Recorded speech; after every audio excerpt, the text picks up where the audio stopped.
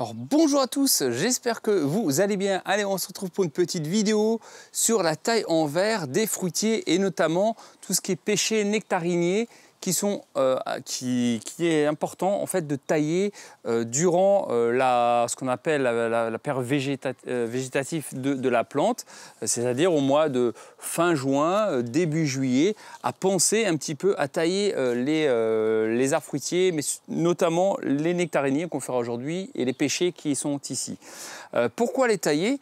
Parce que en fait, le pêcher, il aura tendance tout le temps à pousser vers le haut et du coup il va commencer à se dégarnir vers le bas. Et nous, ce qui nous intéresse, c'est de conserver un arbre fruitier pas trop grand qui puisse continuer de développer ses fruits vers le bas et pour éviter d'aller de plus en plus haut les chercher. Cette vidéo, alors, elle sera un petit peu spéciale aujourd'hui pour être toujours en clarté avec vous. On va parler en premier lieu, je vais vous montrer un peu de la méthode de taille traditionnelle avec un sécateur tout à fait traditionnel. Et après, je vais vous parler d'un sécateur électrique. Donc, on sera en collaboration commerciale avec la marque Sizi, mais ça, je vous montrerai. Et d'ailleurs, ils m'ont promis un code promo pour le sécateur électrique. Donc, si vous voulez vous le procurer, vous pourrez. Je vous mettrai tout en description de la vidéo. Mais pour ceux que ça n'intéresse pas, justement, le côté sécateur électrique, on va parler d'abord de la taille. Comme ça, vous pourrez regarder la vidéo tout de même sans avoir la pub, entre guillemets, de ça. Alors, les pêchers. Les pêchers, en fait, il faut comprendre que les pêches fructifient, les fleurs fleurissent sur les branches de l'année précédente. Donc, il aura tendance en une saison en fait, à faire des branches qui vont à 50 cm sans aucun problème, voire plus. Donc, il va falloir les raccourcir. Alors ça, en l'occurrence, c'est un pêcher colonnaire, donc du coup c'est un peu différent, mais c'est la même logique. Donc on a des branches. Généralement on attend environ qu'il y ait une douzaine de feuilles qui ont apparu, là on en a bien plus, et on compte à peu près entre 6 et 8 feuilles et coupées au-dessus de la nouvelle branche. Vous voyez là il y a une pêche au-dessus de la pêche, donc là l'année prochaine il y aura des pêches là-dessus. Donc moi je vais le réduire vraiment, je vais laisser... grosso modo, je ne vais pas m'amuser à compter chaque feuille, je le réduis à peu près de moitié. Simplement comme ça. Voilà, vous voyez, j'ai enlevé tout ça. Parce que de toute manière, avoir des pêches aux extrémités, ça va faire ça. Simplement, et hop, la branche sera cassée. Il ne peut pas supporter en fait des pêches aux extrémités parce que de toute manière, ça risque d'être trop lourd et de se casser. Donc de toute manière, on va renforcer ces branches.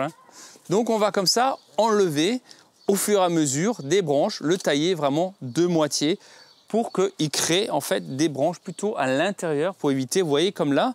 Bon là j'ai eu un problème aussi de cloque du pêcher, donc ça c'est aussi un peu problématique. Et je vais faire comme ça, je vais le nettoyer tout le long du tronc. Et je vais vraiment raccourcir tout ça. Donc pareil, quand j'ai comme ça trop de branches, je vais en sectionner, je vais garder celle qui monte le mieux vers le haut, qui est un peu plus costaud. Vous voyez, celle-ci, elle est un peu plus rigide que celle-ci. Donc, je vais garder plutôt celle-ci et je vais couper celle-ci.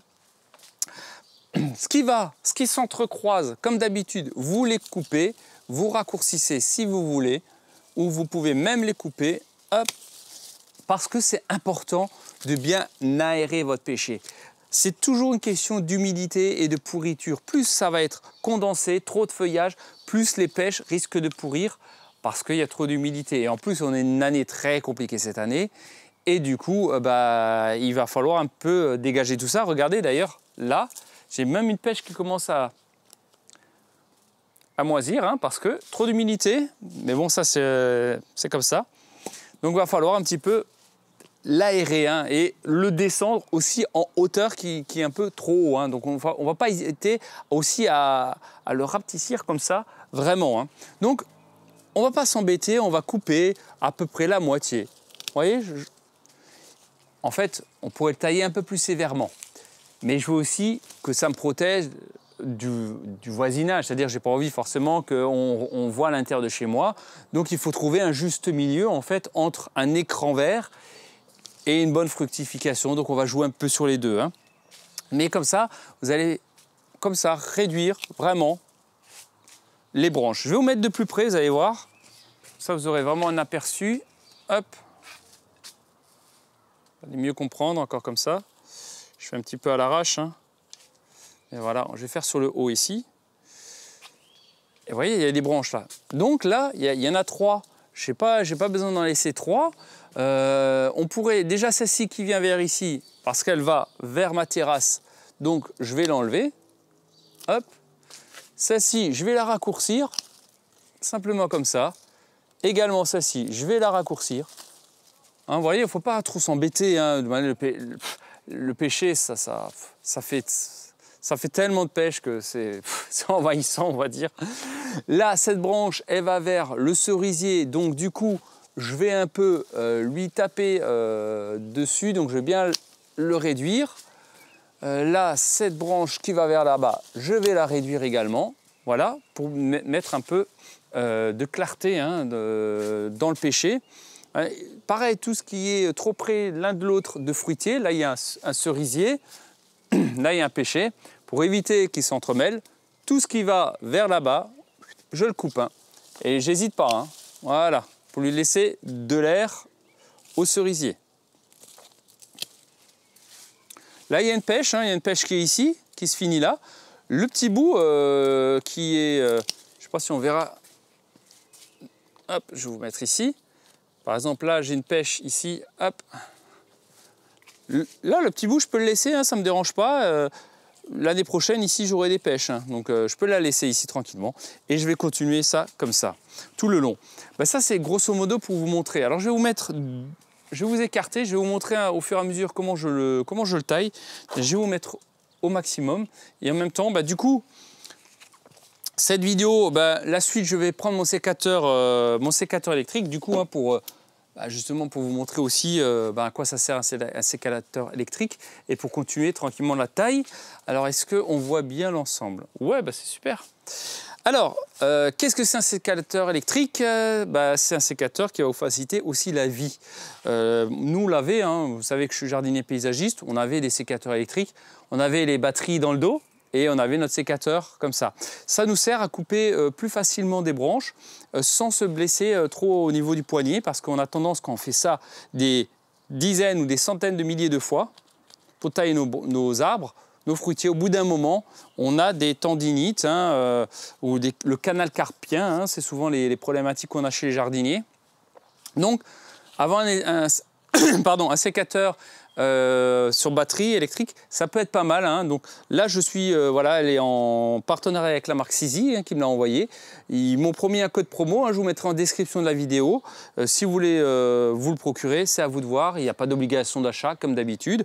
Comment ça fonctionne un sécateur électrique? Il y a toujours une sécurité, hein. Donc en l'occurrence, celui-là, on va simplement appuyer 2 fois pour ouvrir la lame. Ah, pardon, il faut que j'allume. Alors, attendez, hop, voilà. Voilà, parce qu'il était en mode veille. Quand vous ne l'utilisez pas, il se met en mode veille. Donc, vous appuyez 2 fois pour l'ouvrir. Vous pouvez choisir, alors mettez pas le doigt, hein, vous pouvez choisir la coupe, la largeur de coupe. Donc, vous pouvez le réduire en appuyant sur le petit bouton. Il va réduire à chaque fois. Et là, il s'ouvre complètement, hein. Donc, ça, c'est pour la largeur, hein, de la branche, hein.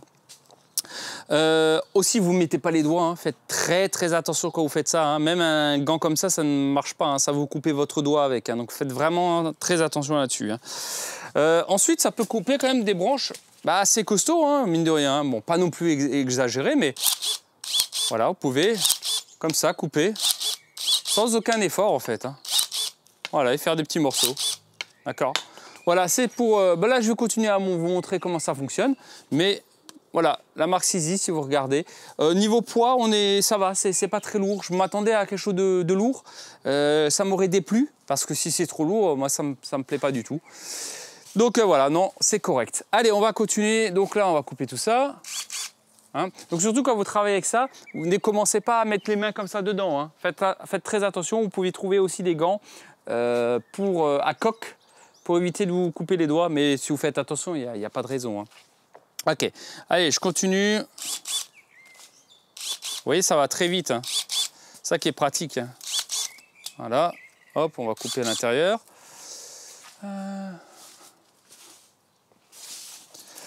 Donc tout ce qui va aussi vers l'autre côté, hein, vers les voisins, on coupe hein, tout ça. Hein. Tout ça, c'est important. D'ailleurs, ça fait trop de branches. Hein. Là, il y a une pêche, mais elle est en train de toute manière en train de pourrir. Je vais couper ça. Hop, vous voyez tout ce que j'ai coupé là, la grande branche, et sans aucun problème avec le sécateur, hein. Sans aucun effort. Hein. Voilà, allez, je coupe tout ce qui va vers là. Hop, là aussi. Tout ce qui est en hauteur, hein, comme d'habitude, on va le rabattre. Hein. Tout ce qui s'entremêle, on rabat, on enlève. Hop, voilà. Alors quand vous travaillez toujours doucement, quand vous prenez les sécateurs, faites attention, vous prenez vraiment à l'extrémité et vous coupez ce qui est les branches mortes également. Hein. Ce qui s'entrecroise, ben, on va aussi l'enlever. Hein. On va laisser vraiment... On va vraiment l'éclaircir. Hein. Ça, c'est très important. Hein. Éclaircissez vos arbres. Voilà, ça, c'est bon comme ça. Tout ce qui est, voilà, tous ces bois morts, etc., on enlève. Parfait. Tac, ça, on peut couper ici. Voilà, on éclaircit, on enlève un petit peu. Ce qui va vers là, on enlève. Le cœur, le centre, hein, c'est important de toujours aérer votre plante. Je vais vous montrer ça peut-être un petit peu de plus près, de ce côté-là. Voilà. Donc on est ici, on a coupé ça. Vous voyez, il y a un peu de fouillis là-dedans, tu vois. Il y a trop. Donc on va enlever, on va laisser les branches qui vont vers l'extérieur, comme une forme de bol en fait, hein, on va les tailler. Donc ça, on va enlever. Hop, la petite branche au milieu. Là, on va raccourcir ça. Ça, on va l'enlever. Très bien. Hop, on coupe. Très bien. Celui-là, bah pareil, il va vers l'autre pêcher, donc on va couper. Hop, voilà, tac, vous voyez, ça coupe facile, hein. Et ainsi de suite, je vais couper mon arbre en bas, en fait, jusqu'en haut. Je vais le rabattre quasiment de moitié, toutes les branches. Là, derrière, alors, hop, pas que je me trompe. C'est bon. Ok, je vais aller là derrière pour couper cette branche. Vous voyez, là, il y a un peu de trop, un peu de fouillis, là. Donc, je vais couper au milieu. Voilà, vous voyez tout ce que j'ai enlevé là, toute la tête, j'en ai pas besoin. On va l'éclaircir, hein, le pêcher. Il faut savoir que le pêcher a tendance vraiment à faire beaucoup de branches, de ramifications. Donc il ne faut pas avoir peur non plus. Hein. Voilà, je vais couper un petit peu les branches qui sont ici. Voilà. Et là derrière, également, celles-ci qui sont vers le haut, on les rabat. Hop, on va mettre cette branche ici.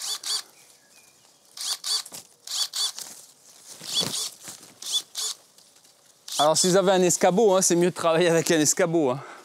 Mais voilà, on a un pêcher qui est bien, plus ou moins bien taillé. Hein. Il n'y a pas besoin de faire de chichi.